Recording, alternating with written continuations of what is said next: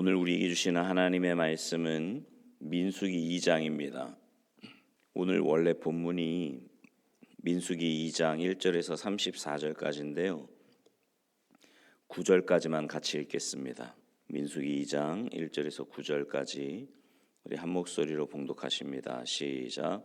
여호와께서 모세와 아론에게 말씀하여 이르시되 이스라엘 자손은 각각 자기의 진영의 군기와 자기의 조상의 가문의 기호 곁에 진을 치되 회막을 향하여 사방으로 치라.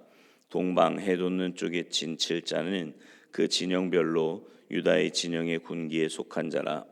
유다 자손의 지휘관은 암미나답의 아들 나손이요 그의 군대로 계수된 자가 74,600명이며 그 곁에 진 칠 자는 이사갈 지파라. 이사갈 자손의 지휘관은 수알의 아들 느다넬이요 그의 군대로 계수된 자가 54,400명이라. 그리고 스불론 지파라. 스불론 자손의 지휘관은 헬론의 아들 엘리압이요 그의 군대로 계수된 자가 57,400명이니 유다 진영에 속한 군대로 계수된 군인의 총계는 186,400명이라. 그들은 제1대로 행진할지니라. 아멘. 할렐루야. 이스라엘 백성들이 출애굽을 한 후에 시내산에 이르렀습니다. 하나님께서는 모세를 산 위에 부르시고 저들이 지켜야 할 율법을 주셨지요. 그리고 또 하나 성막을 지으라고 명령하셨습니다. 단지 명령한 정도가 아니라 구체적으로 어떤 재료를 가지고 어떻게 지어야 할 것인가를 지시하셨습니다. 그리고 그 말씀에 따라 성막을 완성했지요. 그때 하나님의 영광이 성막에 충만했습니다.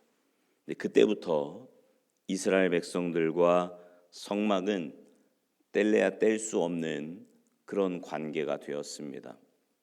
때문에 하나님께서는 저들에게 이렇게 명령하십니다. 오늘 보면 2절 보세요.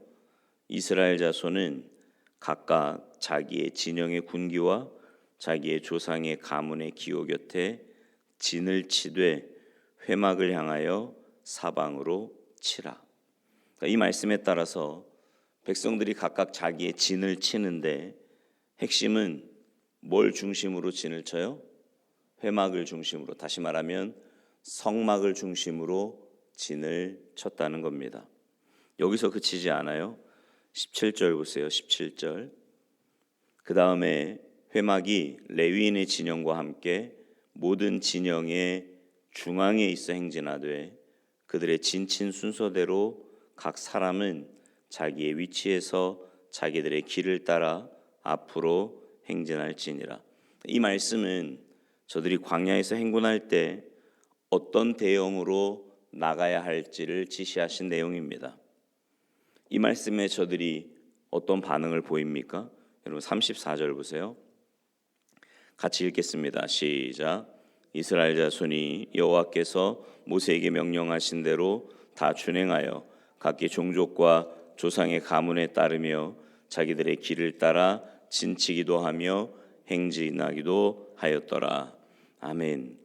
가나안을 향해 나아가는 저들에게 성막이 저들 삶의 중심에 있었다라는 말입니다.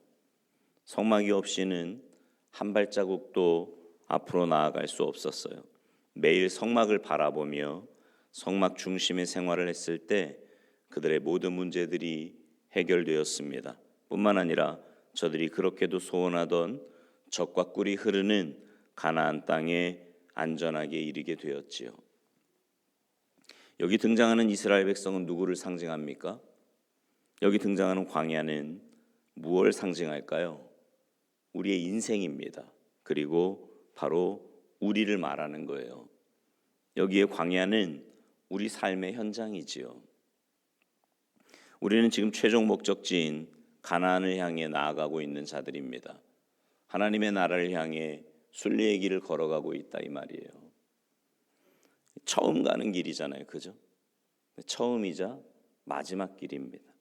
무슨 일을 만날지 알 수 없고요. 어디로 가야 할지, 또 어떤 일이 벌어질지 아무도 모릅니다.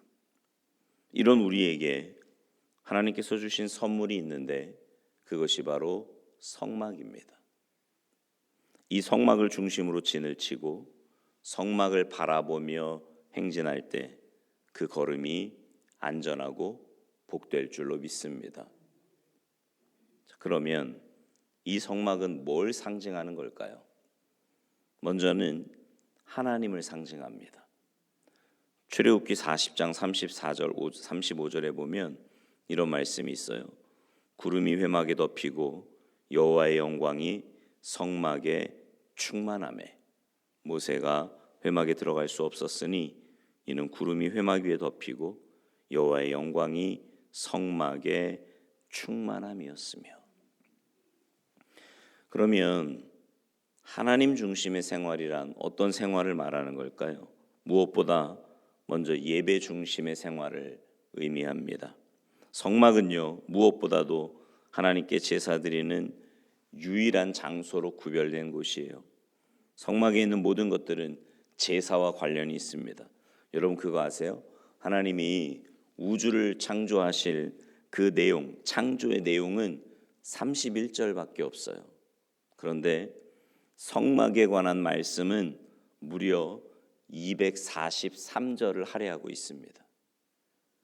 그만큼 예배를 중요하게 생각하시고 영과 진리로 예배하는 자를 찾으시는 분이 우리 하나님이시다, 이 말이에요.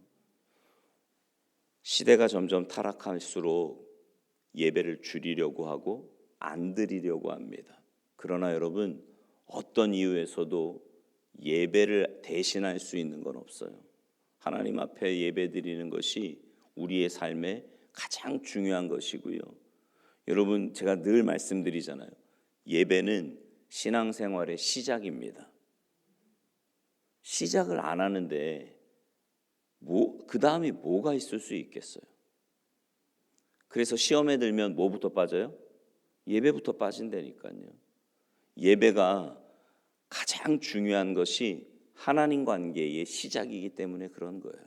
바라기는 여러분의 신앙생활에서 예배를 지키는 일에 목숨 거시기 바랍니다. 예배의 성공자가 뭐라고요?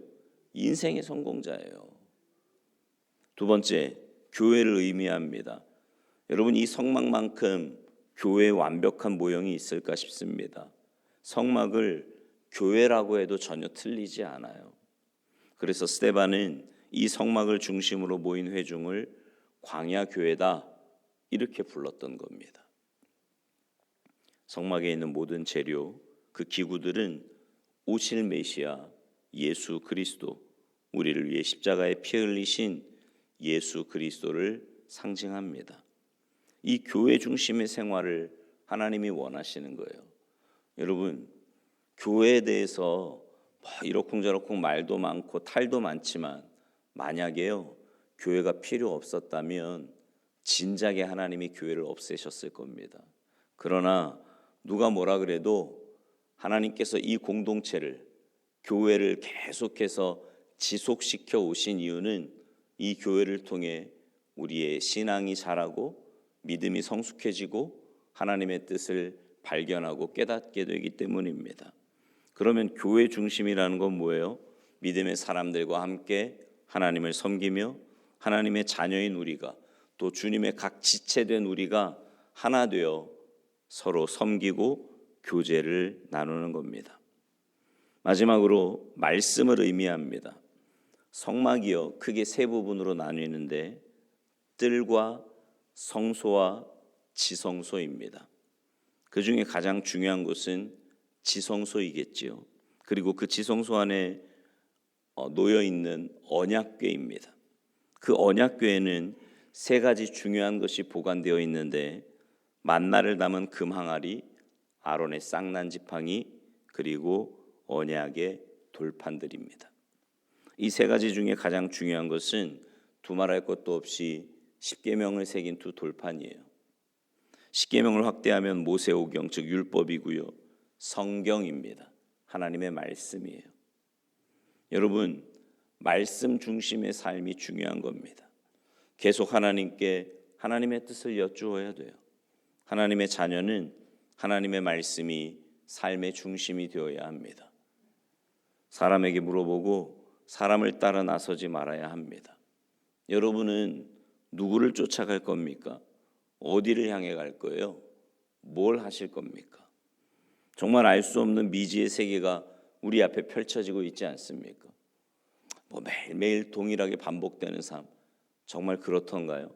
만약에 그렇게 매일매일 별일 없이 하루하루 쳇바퀴 돌듯이 돌아가는 것처럼 느끼신다면 여러분은 평안함 가운데 하루하루 사시는 것임을 깨달아야만 합니다. 근데 그 안에도 계속해서 이런저런 일들이 일어나잖아요. 그럴 때 하나님께서 도와주시지 않으면 우리는 한 발자국도 옮길 수 없는 겁니다.